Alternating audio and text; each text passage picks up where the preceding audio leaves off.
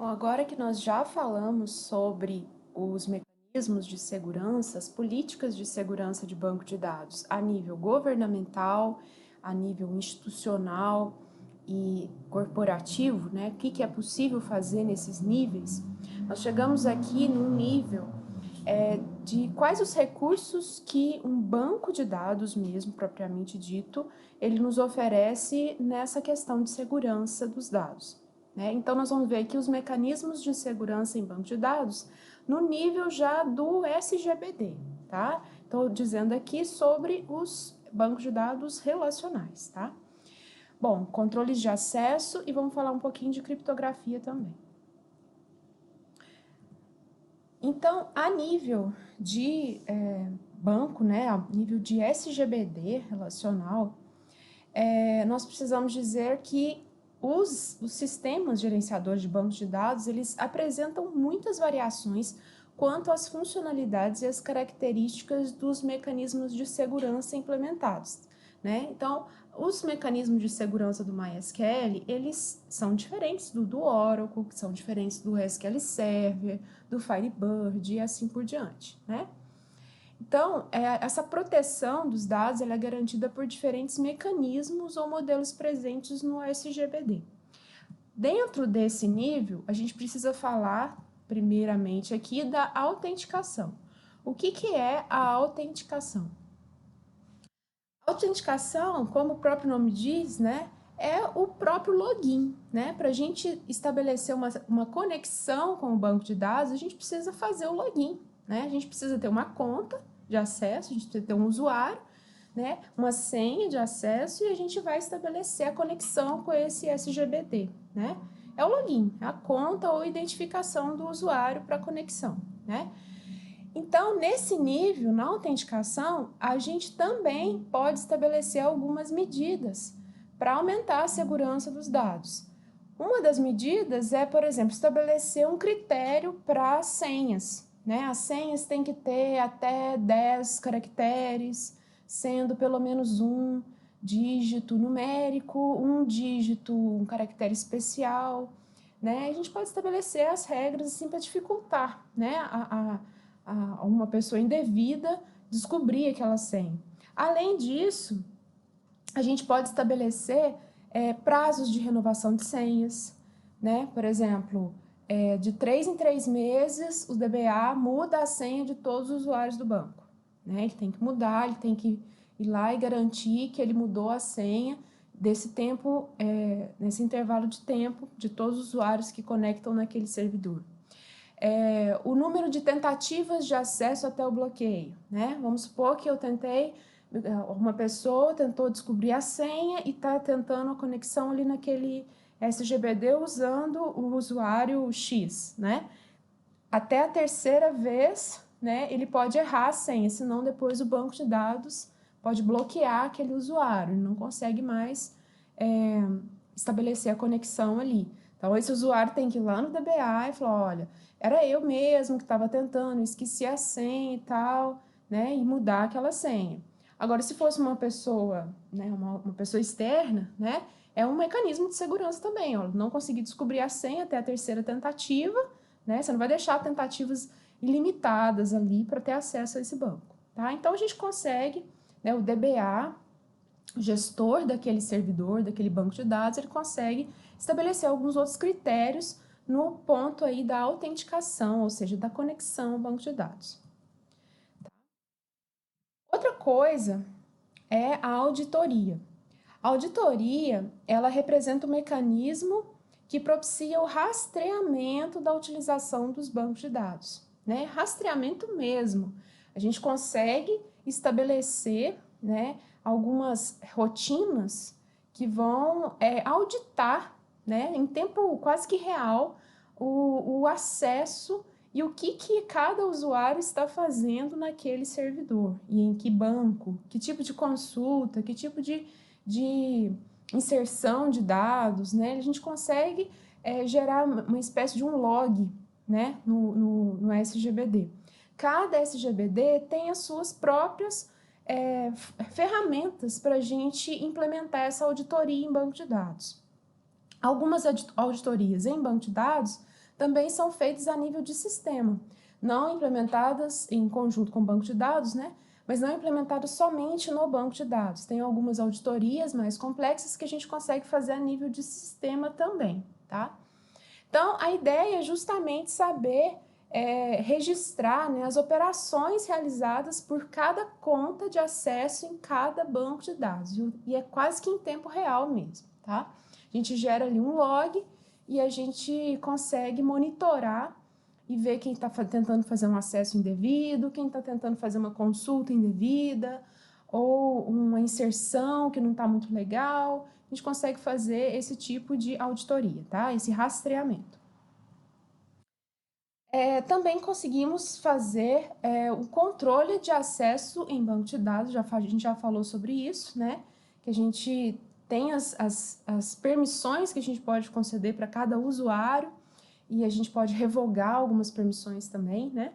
Mas como que a gente tem o controle de quem pode acessar o quê, né? Imagina você tem muitos bancos, você está gerenciando muitos bancos, então para você ter o controle certinho daquilo ali, quem pode acessar o que banco de dados, né? A gente tem essas duas formas aqui, a gente tem um discricionário e tem os perfis de acesso também. Discricionário é como se fosse uma tabelinha, tá? Então, aqui você tem aqui, olha, aqui no nível da linha aqui, o objeto, né? Por exemplo, tabela cliente, tabela promoção e a procedure, a Store Procedure CAD venda. É tipo um programinha, uma rotininha, tá? E aqui, Create Index, que é uma outra operação que é possível ser feita.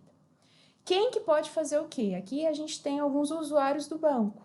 Então, é uma tabelinha básica mesmo, né? Às vezes a gente até tem impresso ali do lado e deixa ali, se a gente tem alguns poucos bancos, né? A gente consegue ter ali impresso mesmo e ter esse gerenciamento certinho de qual usuário pode acessar qual rotina, ou qual tabela, ou qual banco, etc. Né? Nesse caso aqui, olha, esse usuário, Luiz Carlos, ele pode criar índices em algum banco, por exemplo, né? Suponha que isso aqui é um banco só. Nesse banco tem uma tabela chamada Tab Cliente. Esse usuário Luiz Carlos, ele pode ler dessa tabela, mas ele não pode escrever, tá? Quem pode escrever nessa tabela é o C. Silva. Olha, ele pode ler e escrever na tabela. Ele também pode criar índices, tá? Na tabela promoção, o Luiz Carlos pode ler, mas o C. Silva não pode fazer nada, nem ler. Ele não tem acesso, ele não tem visão sobre essa tabela, né? O Luiz Carlos não pode executar a rotina CAD venda, mas o C. Silva pode, tá? Então, é assim, é um discricionário mesmo, quem pode fazer o quê, quem pode ler o quê, quem tem acesso ao quê, tá? Uma tabelinha. Uma outra coisa que alguns SGBDs têm de recurso é a possibilidade da criação de roles. Roles é o mesmo que perfis, né? É um controle de acesso que a gente consegue implementar através de roles, da criação de roles. Funciona, vou colocar aqui o esqueminha que fica mais fácil de entender. Suponha que esses dois retângulos em cores aqui, eles são as roles. Esse aqui é o perfil 1, é role 1, né? E esse aqui é o perfil 2, role 2. Bom, o que o perfil 1 pode fazer? Ele pode ler da tabela promoção e pode ler a tabela cliente. Ele tem algum acesso à Store Procedure CAD venda? Não tem, tá? Então, o perfil 1, ele pode ler a tabela promoção e a tabela cliente. O que o perfil 2 pode fazer? Ele pode ler e escrever na tabela cliente e executar a procedure CAD venda, tá? Bom, feito esses dois perfis, não importa a quantidade de usuário que pertence a cada um desses perfis, né? Suponha que aqui neste momento tem o Luiz Carlos é do perfil 1 e o C. Silva e o C. José M é do perfil 2, tá? Então, as possibilidades, os acessos de cada perfil já estão estabelecidos. Agora é só você atribuir um perfil ao seu usuário. Quer dizer, ligar a um usuário, vamos supor que chegou um usuário novo aqui na empresa, né? Para qual perfil que esse usuário vai pertencer? O perfil 1 ou o perfil 2? Eu acho que é o perfil 1. Então, todas as permissões possíveis do perfil 1 já estão estabelecidas. A gente já fez os grants para esse perfil 1. Agora é só a gente ligar e dar um grant do perfil 1 para esse novo usuário que aparecer aqui. E aí a gente não precisa ficar repetindo aquele tanto de grant. Imagina, apareceu mais um usuário aqui, eu tenho que falar assim, olha, ele é do perfil 1, então ele tem grant de select na promoção e grant de select no cliente. Aí apareceu mais um, grant de select no promoção, grant de select no cliente. Mais um. E eu tenho que ficar repetindo aquela coisa o tempo todo. Se tudo isso já está tudo agrupado aqui nessa role, é só a gente ligar, dar a permissão dessa role para esse novo usuário, tá? Isso facilita muito a vida aí do DBA, ou do projetista do sistema, do analista do banco de dados, tá? Facilita bastante. Alguns SGBDs, eles têm esse controle de acesso baseado em perfil, outros não têm. Eu sei que o Oracle tem isso bem especificado, certinho, bem determinado. Eu nunca usei esse tipo de acesso no MySQL, acho que porque eu nunca precisei mesmo, que era sempre bancos muito pequenininhos que eu mexia com o MySQL, tá? Mas alguns SGBDs têm, outros têm, assim, funciona muito bem, né? Outros funcionam meia boca, tá? Mas tem esse recurso. Muito bem. Controle de acesso multinível. Isso aqui eu já comentei com vocês, que esse mecanismo de segurança, né? Ele não precisa ser estabelecido, né? O acesso, a permissão de acesso, ele não precisa ser estabelecido somente a nível de tabela. Ele também pode ter acesso, estabelecer um acesso para um usuário, não para a tabela toda, mas também você pode especificar que tipo de linha, né, qual o valor e até mesmo o nível da coluna, tá? Vou colocar no desenho que fica mais fácil aqui de entender. Suponha que a gente tem aqui a tabela empregado, que tem nome, salário e desempenho, tá? E aqui a gente tem aqui umas classes de acesso, olha. Não confidencial, quer dizer, todo mundo tem acesso, todo mundo que é NC, todo mundo tem acesso. C, confidencial, né, já restringe um pouquinho o acesso, alguns perfis não vão ter acesso. O secreta já restringe um pouco mais e o altamente secreta restringe mais ainda, né? Aqui está o nível de criticidade de cada perfil de acesso aqui, tá? Aí aqui eu tenho uma visão, por exemplo, de um empregado para conta na classe de acesso C. Então, vamos supor que tem um empregado nessa empresa aqui, que ele quer ter acesso a essa tabela de empregado, né? Um usuário aí, e ele tem o nível de acesso dele que é confidencial. Então, o que ele vai ver nessa tabela empregado? Ele vai ver tudo que é confidencial ou não confidencial. Ele não vai ver o secreta nem o altamente secreta, tá? Então, aqui, o que ele vai ver dessa tabela? Ó, ele vai ver o Joaquim, o nome aqui do Joaquim, que era não confidencial, o salário do Joaquim, que era confidencial, então entrou no nível de acesso dele, mas o desempenho do Joaquim ele não vai ver, porque o desempenho do Joaquim é secreto. Tá? Então, essa classe de acesso C não vai ter acesso nele. Então, vai aparecer um nulo aqui, quer dizer, ele não tem acesso. Esse usuário não tem acesso, ele não pode nem ver esse desempenho aqui. E aqui, ó, da Maria, ele tem acesso, né? Vai ver o nome da Maria. Não vai ver o salário da Maria, porque a Maria é nível secreto. E vai ver o desempenho, que é bom, tá? Já um empregado para conta na classe de acesso não confidencial, quer dizer, ele vai ver somente aquelas informações que são abertas, aquelas informações que são, entre aspas, aí, públicas, né? Não tem nada confidencial, nada secreto, nada em altamente secreto. Então, esse usuário que tem um perfil de acesso não confidencial, ele vai ver o nome do Joaquim, mais nada. Porque todas as outras informações aqui, ó, têm um nível de criticidade maior que o dele. Né? Menor, né, na verdade. Não, é maior mesmo, maior, certo? Então, esse perfil aqui, NC, ele vai ver aqui, ó, somente o NC. Ele não vai ver o C, nem o S, nem o AS, ok?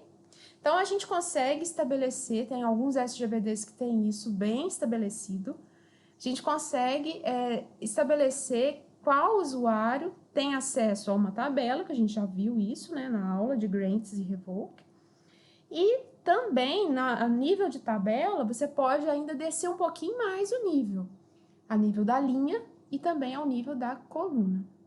Agora vamos entrar num assunto muito legal que é criptografia.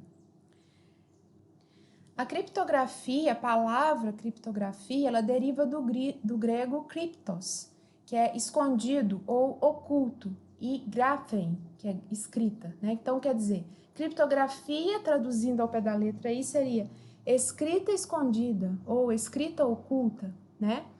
Então, a criptografia moderna, ela utiliza, atualmente, né? Ela vai muito além do seu propósito inicial, abrangendo o sigilo, a integridade e a legitimidade dos dados e informações eletrônicos, tais como textos, documentos e programas. A gente pode verificar a criptografia em cartões de crédito e débito, celulares, assinaturas digitais de documentos eletrônicos, nas urnas eletrônicas empregadas aí nas eleições brasileiras e em alguns outros países também, tá? Então tem criptografia para tudo quanto é lugar. Como é o processo de cifrar e decifrar dados, ou melhor, como que é o processo de criptografar e decriptografar dados? Vamos lá. É muito simples, olha. A gente tem aqui um texto legível. Um jornal, por exemplo, tá? Um texto de um jornal, uma página aí com um texto legível. A gente vai passar esse texto legível por uma função, tá? Então, vamos entender que essa função, ela vai encriptar, ela vai esconder o conteúdo desse texto que estava legível, né? O resultado disso é um texto ilegível. Veja que essa função, ela recebeu uma chave, ou seja, a gente pode encriptar, esconder uma coisa legível, né, um texto legível, através de uma chave. Uma função, ela vai receber um parâmetro, né, imagina que é um parâmetro dessa função, que é uma chave de criptografia, tá? Então, foi produzido um texto ilegível, escondido, ele está escondidinho, debaixo dessa função que foi executada aqui sobre esse texto, né? Agora vamos descriptografar esse texto, né? Decifrar esse texto. A gente também vai receber uma chave. Geralmente a mesma chave que a gente encriptou, a gente vai receber para decifrar essa chave, né? Essa função. Então imagina que essa chave chegou como parâmetro dessa função de descriptografar. Então, a gente recebeu esse texto e a chave para decifrar esse texto e produziu o texto legível novamente, tá?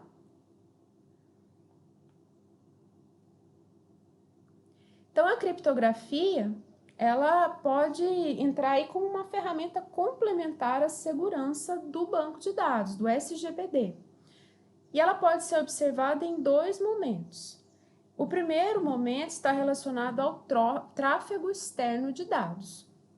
Esse primeiro momento, né, esse tráfego externo de dados, ele está relacionado aos protocolos que utilizam a criptografia assimétrica, como o protocolo SSL e o TLS, que representam o padrão atual do mercado na internet. Eu não vou entrar em muitos detalhes sobre essa questão aqui, que vocês vão ver na disciplina de segurança de redes, né, no terceiro ano. Então, esse primeiro momento que é possível usar a criptografia complementar na segurança do SGBD, ele está relacionado ao tráfego da rede, né, o tráfego externo de dados. E um segundo momento recai em criptografar dados persistidos no SGBD. Aí sim, a gente pode ver o que é possível, né, dentro do SGBD que a gente estiver utilizando, quais funções que são possíveis a gente utilizar a criptografia ali, tá? Então, dentro do MySQL, a gente tem duas funções de criptografia principais, assim. É o MD5 e o AES. O MD5 é um dos algoritmos de criptografia mais conhecidos. Confesso que eu já usei somente ele aqui no MySQL, nunca usei o AES. E o funcionamento do MD5, ele consiste na geração de um valor hexadecimal de 32 dígitos a partir de uma string. Esse processo, ele é unidirecional. O que significa isso? Significa que a gente não tem aquela parte do descriptografar, né? A partir da criptografia, a gente tem uma forma de criptografar, de esconder o dado. A gente não tem a volta, tá? Então, eu vou mostrar aqui no exemplo que vai ficar mais claro. Então, o que é isso? Essa função criptográfica não pode ser revertida a fim de recuperar o valor original. Então, naquele exemplo nosso lá, a gente chega até o nível do texto ilegível, mas a gente não consegue voltar, né? Não consegue usar a função novamente, reverter a função e transformar isso no texto legível novamente, tá?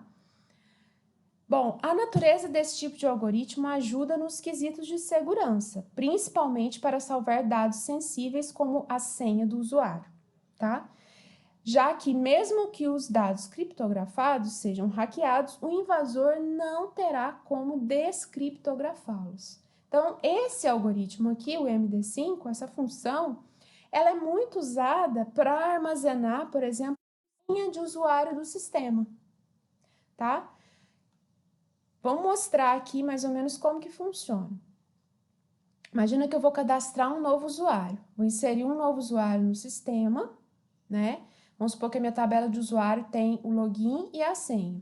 Então, veja que aqui eu coloquei o login como Tony e a senha eu estou usando a função MD5. Estou criptografando, estou escondendo essa informação aqui, ó. Essa aqui é a informação, é o nosso texto legível, ABC123, né?